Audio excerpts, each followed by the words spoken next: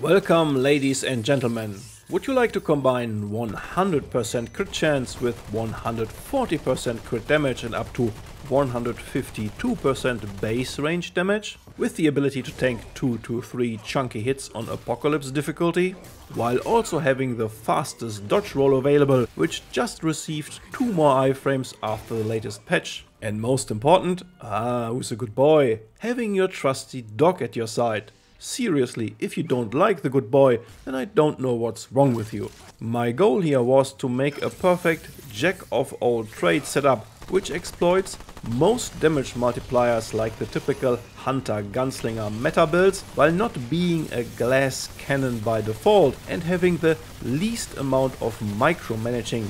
You know, dealing charged melee attacks to trigger an amulet and that stuff. We do, however, need to apply bleed to the target, but with this setup it should be easy to do without constantly swapping weapons or doing other stuff. So now that I have your attention, this build video is different from the themed builds I usually do. Expect more number crunching and how this stuff works explanations, but I promise the numbers themselves are pretty sexy. I will go with you through the basic setup that gives you the total freedom to combine it with most other archetypes and a flexible ring slot. At the end of the day, this is not rocket science, and after we have established the basic template, I show you which subclasses you can add and which advantages and disadvantages they bring to the table. Let's get rolling and talk about the things this build needs to function. Main archetype is the Hunter. We want the additional 40% range damage, 15% increased weak spot damage, 55 base weak spot damage, and the ability to prolong our active skill infinitely, as long as we have something to shoot at. We also get more ammunition drops and a higher reload and movement speed after kills. For skills, you can use Hunter's Focus for the maximum possible damage of this build. The only downside here is the second you have to hold your fire before the full effect kicks in, which can be a factor in hectic boss fights, especially when playing alone. Hunter's Mark is the more convenient choice and will also grant a reasonable damage boost, but in direct comparison to the Focus skill, you will miss out on 10% range damage, 25% weak spot damage and 10% crit chance. Before we move to the equipment, all wiki links are as usual in the video description, so you can easily look up where to find a certain ring, weapon and so on. Taking a look at the character screen and starting on the left with armor and damage reduction, full Leto Mark II set in combination with the bark extract, which is recommended using on Apocalypse, and 10 points in Fortify, we reach 65% damage reduction from armor. That is quite a lot and will let you tank through 2 to 3 massive mistakes during fights on the highest difficulty, while also having a decent passive health regeneration. With the recent armor changes, the ultra heavy armor we are using was buffed and the bugged advanced stat sheet is now showing correct damage reduction values. To reach our passive heal of 3.5 HP per second that is always active and doubles on relic use, we need the Tranquil Heart and combine it with the regrowth trait from the summoner. Watch my guide on how to obtain the relic if you don't have it already. Relic fragments are plus 10% crit chance, 20% crit damage and 15% weak spot damage. The last one can be changed to 10% range damage in the open world or if the boss has no prominent weak spot that you can hit reliable. Moving on to the right side and the Amulet. Abrasive Whetstone adds 15% crit chance and whooping 30% crit damage against bleeding targets, so we do make use of the typical bleed setup. I explain it in detail when we come to the weapon mutators for this build. The next 3 rings are mandatory to make it all work and shine.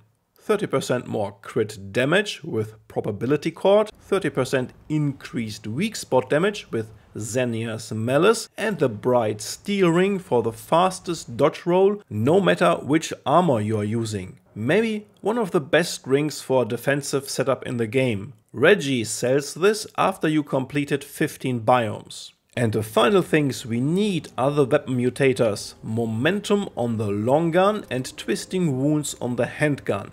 Weapon themselves and weapon mods are up to you. Corrosive rounds or hotshot on your long gun and overflow on your handgun will work best in my opinion, and a full automatic rifle is the fastest way to ramp up all the multipliers. That is why I am using the Chicago typewriter and the MP60. People asked me for a merciless build, and you can see here in direct comparison that the merciless does work and negates weapon swapping completely. But the typewriter with active mod will do more damage and has superior weapon handling. The long reload of the merciless and the sluggish projectiles are downsides you have to consider. That is the base package you need. Now let's break down the total numbers. We assume you take Handler as subclass. If you would take Medic, Alchemist or Invader, you would only adjust the range damage by 5%. Your baseline crit chance without any skills in use is 45%. 30% from weapon, relic fragments and class bonus.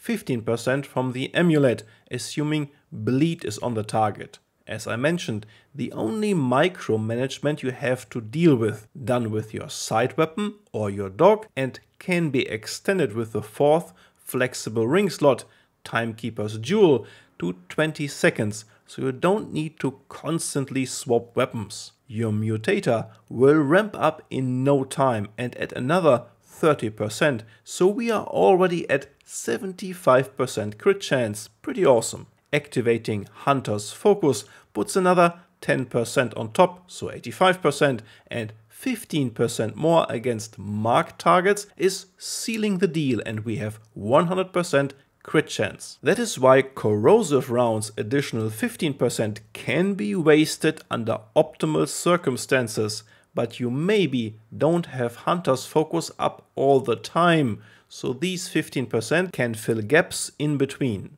Moving on to crit damage, we already have 80% from rings and relic fragments, add another 30% from the Amulet and 30% from our weapon mutator, and voila, 140% crit damage in combination with 100% crit chance. I told you, the numbers are sexy. Lastly, base range damage is already 70% from both archetypes, plus 25% when using Hunter's Focus, plus 10% if you slot the according relic fragment instead of weak spot damage, 20% from your attack dog skill, and 15% if you use hotshot instead of corrosion rounds, because you don't want to exceed the 100% crit chance. That's 140% range damage bonus, and you could top this off with Stone of Expanse at 152% if you are not using Timekeeper's Jewel. Traits we need are Fortify, Vigor, Regrowth and Expertise. The final points depend on your secondary class and preferences. If you want more mod power, take Spirit. If you go with Handler, you will need Rugged. I would put at least 5 in ammo reserves depending on weapon setup. Untouchable is great if you want to enhance your quick dodge roll with even more iframes. And that's all what it takes to make this a great single target DPS build with chunky armor and the fastest dodge roll. Steamrolls nightmare difficulty and is useful in most boss scenarios on Apocalypse. Although pests like Nightweaver I would still kill with my Hellfire Sentinel and Firestorm in the handgun. Always use the right tool for the job. Let's dive into some awesome options for your 4th ring slot and the benefits of the different subclasses. As mentioned, Timekeeper's Jewel makes managing bleed on the target a lot easier. Stone of Expanse would add a raw 12% range damage. Stone of Malevolence would let you use your weapon mods back on back and probably is the highest damage bump. Black Cat Ring would provide a revive. Gunslinger Ring, quicker reload and weapon swap speed, which comes in very handy. More damage reduction would also be possible with Hardened Coil or Hardcore Metal Band. You see, a lot of fine tuning is possible that you can adapt to your preferred playstyle or encounter at hand. The handler comes with an additional bleed application source, extremely powerful enemy distraction for solo players, and 3 skills that can be changed and are all very useful. Even on Apocalypse, the good boy can be valuable in some boss fights, like constantly pulling away the ads on Magister Dulain or ads in general. Usually I have no big problems with my dog's health on Apocalypse, and in the recent patch they further increased minions' health on higher difficulties. In some fights the companion can become useless or even a burden, like in the Shahala fight where he dies quickly from the beams. Another downside are the 10 points you need to invest into Rugged. Those could be used very well somewhere else, and Handler always feels punished in terms of trade points. The Invader would maybe my next best choice. Usually you can keep the damage buff up most of the time, and inherently having his class perk Untouchable means you can further enhance the dodge distance, which is awesome. Void Cloak is outright fantastic and one of the best survivability skills in the game. Alchemist would be next on my list for the health revive skill in boss fights or using his damage buff, which is pretty strong in this setup. Having his regrowth skill means you free 10 trade points to put somewhere else, which further empowers the whole build. Medic and his healing shield would be another great option, and his triage skill can bump the passive healing. The other combinations can have a hard time spending the 10 points there,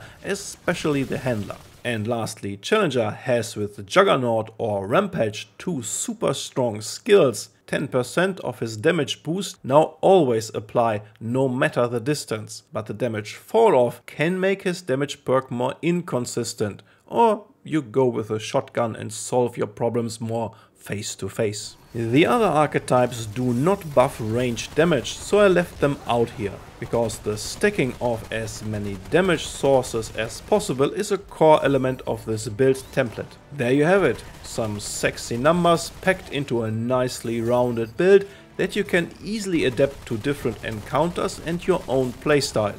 If you have more ideas on how to empower this build, let me know in the comments. Thank you very much for watching and stay tuned for more Remnant 2 content. For now, this is all about Remnant 2. Take good care of yourself and enjoy your gaming sessions.